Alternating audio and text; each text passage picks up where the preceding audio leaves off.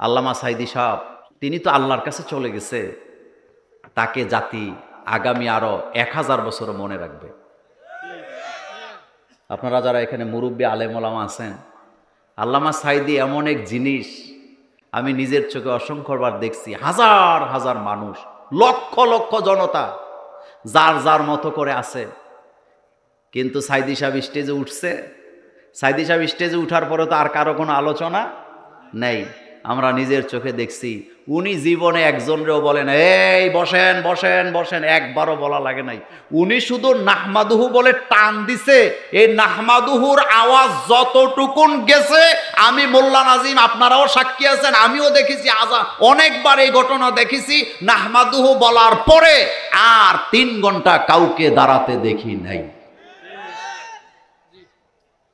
এ কথাগুলো সত্য না মিথ্যা? তার তেলাওয়াত পৃথিবীর কোন বক্তা মাঠে ময়দানে এত সুন্দর তেলাওয়াত করতে পারেন আমাদের জানা নেই। মতিউর রহমান মাদানী তিনি সৌদি আরবের দাম্মামে বসে আল্লামা সাঈদীর বিরুদ্ধে সিরিজ ভিডিও বানাইছে, আপনারা জানেন। ওর ব্যাপারে আমার কোনো কথা নাই, কিন্তু আমি যেই জায়গাটাতে কথাটা বলতে চাই, আল্লামা সাঈদী সাহেবের বিরুদ্ধে সিরিজ কি বানাইছে, ভিডিও বানাইছেন যে ওনার কিছু ভুলভ্রান্তি হয়েছে, উনি জাল হাদিস বলছে, এটা বলছে সেটা বলছে, কিন্তু তার তেলাওয়াতের প্রশংসা সে বারবার করা লাগছে। মতিউর রহমান মাদানী বারবারই বলেছে উনি খুব সুন্দর তেলাওয়াত করতে পারেন। তো ভাইরে, মানুষ যখন বেশি কথা বলে 2-1টা কথা ভুল হওয়ার সম্ভাবনা আছে না নাই? যে বেশি লিখে তার 2-1টা লেখার মধ্যে ভুল হওয়ার সম্ভাবনা আছে না নাই? যে বেশি বলে তার বলার মধ্যে 2-1টা ভুল হওয়ার সম্ভাবনা আছে না নাই? যে বেশি করে তার করার মধ্যে 2-1টা ভুল হওয়ার সম্ভাবনা আছে না নাই? তাহলে যে বলে না, যে লিখে না, যে করে না, তার তো ভুল হওয়ার কোনো সম্ভাবনা নেই। আপনি তো শুদ্ধটা নিবেন, কারণ আমরা নবীদের কাছ থেকে পুরা জিন্দেগি গ্রহণ করতে পারি, কোনো ব্যক্তির পুরা জীবন গ্রহণ করা যায় না। তার ভালোটা নেওয়া যায়, কিন্তু সে যদি ভুল করে ওই ভুলটাও কি আমরা গ্রহণ করতে বাধ্য? ডাক্তার জাকির নায়েক কি মানের দায়ী বলেন তো? কত উঁচু মানের দায়ী ডাক্তার জাকির নায়েক। তিনি হেলিকপ্টারে নয়, তিনি উঠতেছে হইল রকেট দিয়া, আর আপনি চলতেছেন নিচে রিক্সা দিয়া। এখন রিক্সায় বসে বসে ওই রকেটওয়ালার বিরুদ্ধে আপনি কি করতেছেন? বক্তৃতা দিয়ে যাচ্ছেন, প্রচার করে যাচ্ছেন, কোনো লাভ নেই। ফাদ্দালনা বাদাহুম আলা বাদ। আল্লাহ বলছেন আমি এক একজনকে এক একটা গুণ দিয়া, মর্যাদা দিয়া পাঠাইছি। প্রত্যেক ফুলের আলাদা আলাদা রং, আলাদা আলাদা গ্রান আছে নাকি নাই? তা আপনি কারো সমালোচনা করেন না, বরং আপনি পারলে তার শুদ্ধটার প্রশংসা করবেন, কিন্তু অশুদ্ধটা এটা আমরা কখনোই কোনো ব্যক্তি থেকে গ্রহণ করব না। রাসূল করিম সাল্লাল্লাহু আলাইহি সাল্লাম বলেছেন কুল্লু বানি আদম খাত্তা, আবার বলেছেন কুল্লুকুম খাত্তা। রাসূল বলছেন বনি আদমের সকল সন্তানেরা ভুল করে, কিন্তু নবীরা ভুল করে না। একটাই কারণ, নবীদেরকে কন্ট্রোল করে কে? সুবহানাল্লাহ, সুবহানাল্লাহ। তো বর্তমান সরকারের একটা ডায়লগ হলো আমরা দেশটাকে সংস্কার করব। তো দেশ সংস্কার করলে আমাদের কোনো আপত্তি নেই, এটা তাদের ডায়লগ, তাদের ব্যাপার। কিন্তু আপনাদের কাছে আমার একটা প্রশ্ন, দেশ সংস্কার জরুরি নাকি দেশের মানুষগুলা সংস্কার করা জরুরি? দেশ কি চুরি করে? কিন্তু মানুষ চুরি করে। দেশ কি দুর্নীতি করে? কিন্তু মানুষেরা। দেশ কি নিজে ঘুষ খায়? কিন্তু মানুষেরা ঘুষ খায়। তাহলে সংস্কার কি দেশ করবেন না মানুষ করবেন? মানুষ যতক্ষণ পর্যন্ত সংস্কার করতে না পারবেন, দেশকে সংস্কার করার কোনো রাস্তা নেই। বিশ্বনবী দুনিয়াতে এসেছেন মানুষ সংস্কার করার জন্য, দেশ আগে সংস্কার করেন নাই। আল্লাহর হাবিব মাক্কি জীবনে যে দাওয়াতি কাজ করেছেন, ব্যক্তি কেন্দ্রিক দাওয়াতি কাজ করেছেন, সমাজের ব্যাপারে তিনি কোনো কথা বলেন নাই। সেজন্য মাক্কি জীবনের আয়াত আর মাদানী জীবনের আয়াত একরকম না। মাক্কি জীবনের আয়াতের মধ্যে তাওহীদ, রিসালাত, ঈমানের ব্যাপারে বেশি কথা বলা হয়েছে, আখিরাতের ব্যাপারে বেশি কথা বলা হয়েছে। কিন্তু বিশ্বনবী যখন মক্কা থেকে মদিনায় হিজরত করলেন, যখন তিনি মক্কা বিজয় করবেন এমন অবস্থায় আইন কানুন, ফৌজদারি দ্বন্দ্ববিধি, মিরাসের সকল আয়াত সহ আইন কানুনের সমস্ত আয়াতগুলা নাজেল করেছেন কে? যেই দেশের ইউনিয়ন কাউন্সিল থেকে শুরু করে সচিবালয় পর্যন্ত জায়গায় জায়গায় ঘুষখোরদেরকে পাওয়া যায়, ওই দেশে আপনি দেশকে সংস্কার করতে পারবেন না ততক্ষণ ঘুষখোরদেরকে কোরআনের আইন দিয়ে শাস্তি দিবেন না যতক্ষণ। আপনাদের এই ইউনিয়নের নাম কি? আরো জোরে বলেন। আপনাদের ইউনিয়নে জন্ম নিবন্ধন আনতে বোধহয় ঘুষ লাগে না? হ্যাঁ, ঘুষ বোধহয় লাগে না। রাসূলুল্লাহ বলছেন, আর রশি ওয়াল মুরতাশি কিলাহুমা ফিন্নার, যারা ঘুষ খায়, যারা ঘুষ দেয়, দুই দলই জাহান্নামে যাবে। কিন্তু আমার বাংলাদেশের মানুষেরা বাধ্য হইয়া ঘুষ দেওয়া লাগে। ঘুষ ছাড়া নাকের আগার মাছিও সরানো যায় না, এই অবস্থা বাংলাদেশে আছে না?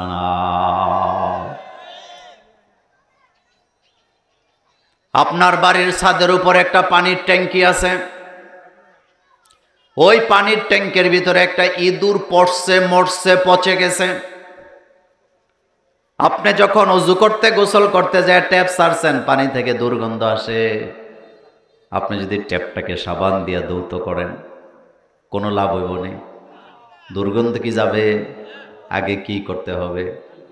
আগে ছাদে যাবেন, টাঙ্কি থেকে পচা গলা ইঁদুর সরাবেন, পানিগুলা সব ফেলে দিবেন। এরপরে আপনি পানির লাইন দেয়, ট্যাপটা ধোয়া লাগবে না, ট্যাপ থেকে আর দুর্গন্ধ খুঁজে পাওয়া যাবে না। আপনি জায়গায় জায়গায় ঘুষখোরদেরকে বসায় রাইখা, দুর্নীতিবাজদেরকে জামায়া ধরে লাল কার্পেট বিছায়া দিয়া, দামি দামি চেয়ারে বসায় রাইখা আপনি দেশকে সংস্কার করতে পারবেন না। বরং দেশকে সংস্কার করতে হলে আল্লাহর কোরআনের হাত কাটার আইনের দরকার আছে না? নাই। রাসূলুল্লাহকে মানুষ সংস্কার করার জন্য আল্লাহ কোরআন দিলেন। কোরআনে আল্লাহ পাক বলছেন, আলিফ লাম রা কিতাবুন আনজালনাহু ইলাইকা লিতুখরিজান নাসা মিনাজ যুলুমাতি ইলান নূর। নবী গো, আপনার উপরে আমি এই কিতাবটা নাযিল করলাম, লিতুখরিজান নাসা মিনাজ যুলুমাতি ইলান নূর, যাতে করে মানব মণ্ডলীকে অন্ধকার থেকে আলোর পথ দেখাতে পারে। কোরআন ছাড়া মানুষকে আলোর পথ দেখানো যায় না, সেজন্য আল্লাহ কোরআন নাজিল করেছেন। আর বাংলাদেশ নয়, সারা পৃথিবী যদি আলোময় করতে হয়, আল্লাহর কোরআনের আইনের দরকার আছে না? না। রাসূলুল্লাহ কোরআনের শাসন কায়েম করতে যায় 27টা যুদ্ধের নিজে নেতৃত্ব দেওয়া লাগছে। তায়েফের জমিনে বিশ্বনবী নিজে রক্ত দিয়েছেন, উহুদে বদরে রাসূলুল্লাহ রক্ত দিয়েছেন। উহুদের জমিনে রাসূলুল্লাহ নিজে দান মোবারক শহীদ হয়েছে, মাথার ভিতরে লোহার হেলমেট ভেঙে ঢুকে গেছে। 27টা যুদ্ধে রাসূল সেনাপতি ছিলেন, ছোট বড় মিলাইয়া 81টা যুদ্ধ রাসূলুল্লাহর জীবনে সংগঠিত হয়েছে। এরপরে আল্লাহর রাসূল কোরআনের আইন কায়েম করছে। তার মানে বোঝা গেল, বদর ছাড়া, উহুদ ছাড়া কোরআনের আইন কায়েম করা যায় নাই রাসূলুল্লাহর যুগে। আর বর্তমান বাংলাদেশের মুসলমানগুলাকে আল্লাহ এমন একটা সুযোগ দিয়েছেন, বর্তমানে বাংলাদেশে কোরআনের আইন কায়েম করার জন্য তরবারিও লাগবে না, বদরও লাগবে না, উহুদও লাগবে না, রক্তও লাগবে না, মারামারিও লাগবে না। যদি আমরা একটা শিল জায়গা মতো কোরআনের পক্ষে দিতে পারি, আল্লাহর কোরআনের আইন কায়েম করা যাবে কি যাবে না?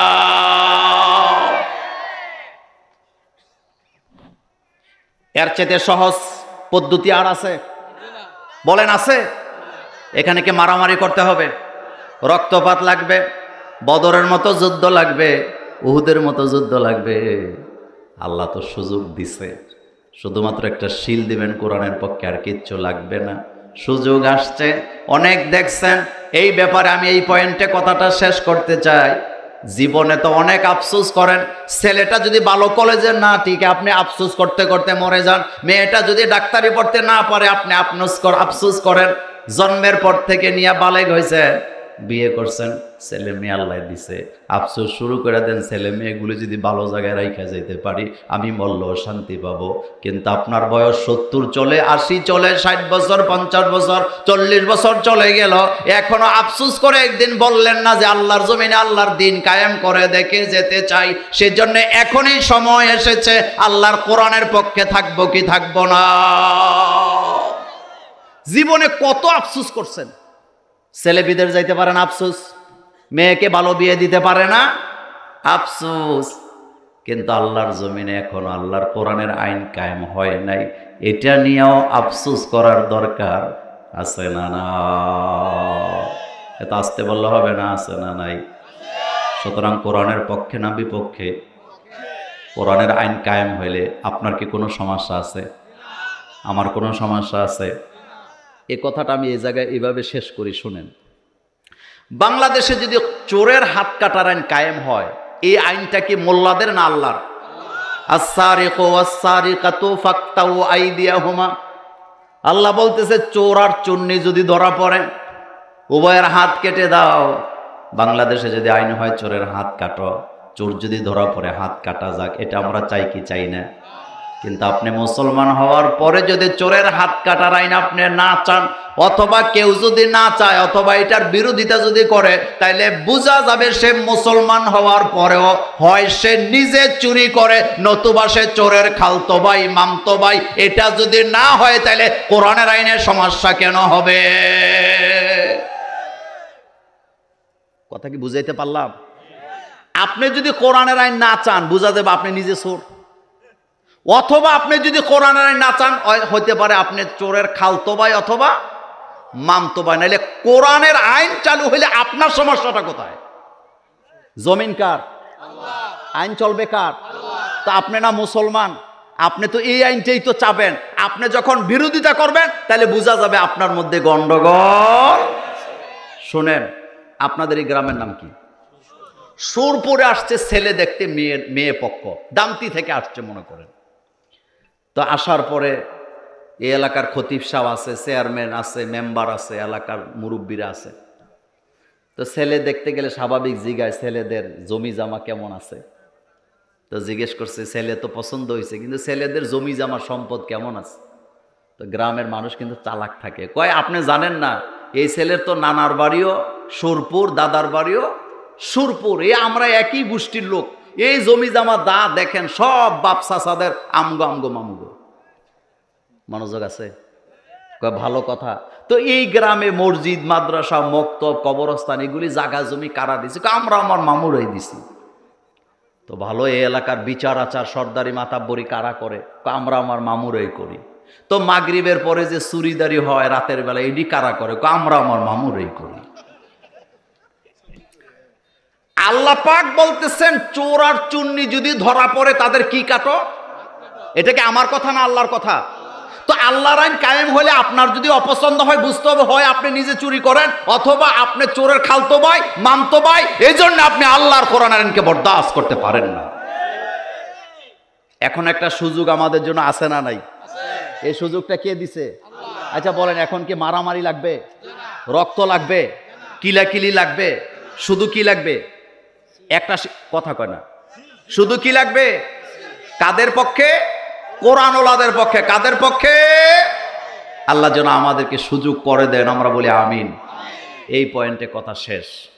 আমি আজকে সূরাতুল বানী ইসরাঈল থেকে বাকি কথাগুলো আপনাদের সামনে বলবো ইনশাআল্লাহ। যারা পারবেন আমার সাথে ঠোঁট মিলাবেন। আল্লাহ পাক বলছেন, আউযু বিল্লাহি মিনাশ শাইতানির রাজীম, বিসমিল্লাহির রহমানির রহিম।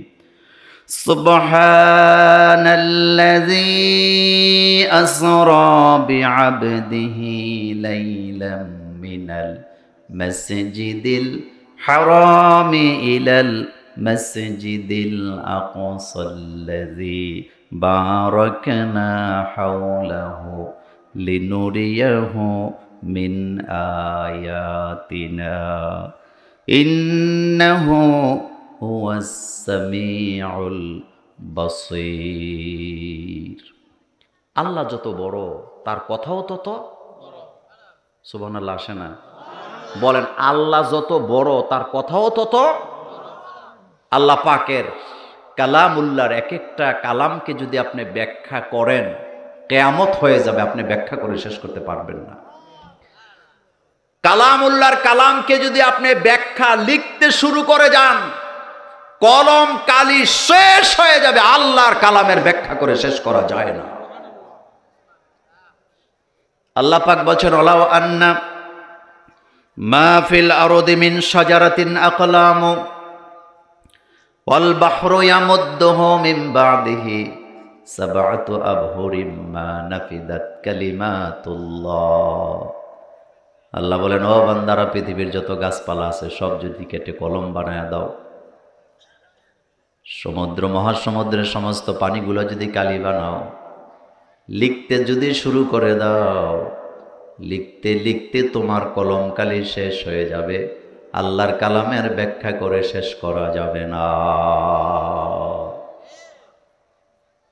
আমাদের বাংলাদেশে আমরা যারা বক্তৃতা দেই, 3 ঘন্টা আলোচনা করার পরে 10টা কথা খুঁজে পাওয়া যায় না, এমন অবস্থা হলো আমাদের।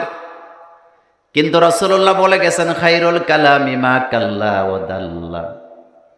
রাসূল বলেন, উত্তম বক্তব্য সেটা যেই বক্তব্যের ভিতরে কথা থাকে কম কিন্তু ব্যাখ্যা থাকে অনেক বেশি।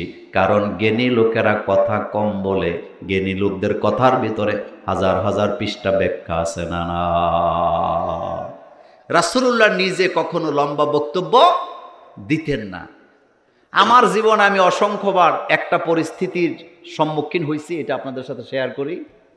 ওয়াজ করতে গেছি স্টেজে, তো আমার আগের বক্তা যিনি কথা বলছেন, উনি একটা কোরআনের আয়াত পড়ছে, একটা হাদিসের ইবারত পড়ছে। তো উনি 2.5 ঘন্টা কথা বলছে। কয় ঘন্টা? তো 2.5 ঘন্টা কথা বলার পরে স্বাভাবিক প্রধান বক্তা আসবে। এখন প্রধান বক্তা যখন আসছে, উনি তখন আফসোস করে বলতেছে, আমি যে কোরআনের আয়াতটা তেলাওয়াত করছিলাম এটা বলতে পারি নাই, ভবিষ্যতে বলবো।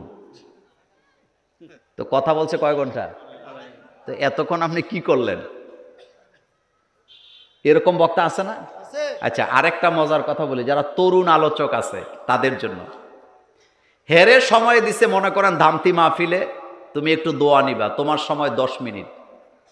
হে নাহমাদুহু কইয়া সাল্লাল্লাহ পড়তে পড়তে 17 মিনিট নাই। কথা কয় না? কয় মিনিট নাই? আচ্ছা, এটা কি ওয়াজ হইল নাকি উনি ওনার জীবন শেষ করলো? এরকম আছে না? রাসূলুল্লাহ বক্তৃতা শুরু করতেন নাহমাদুহু বলে। কি বলে? নাহমাদুহু। সুবহানাল্লাহ পড়েন। রাসূলের বক্তব্য কখনো লম্বা নাই, আল্লাহ নিজেও লম্বা বক্তব্য একসাথে দেয় নাই। কোরআনকে ছোট্ট ছোট্ট করে, খণ্ড খণ্ড করে, আয়াত আয়াত করে নাজিল করেছেন কে? আল্লাহ পাক।